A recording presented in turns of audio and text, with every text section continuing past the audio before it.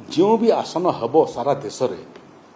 तार निर्दिष्ट फर्मुला जातीय स्तर में हम से क्यों राज्य रे ये भितर लोकसंख्या बढ़ी एबे मध्य ओडिशा रे 7टा विधानसभा रे गोटे लोकसभा गुड़िए प्रदेश अच्छी जो 8टा विधानसभा रे गोटे लोकसभा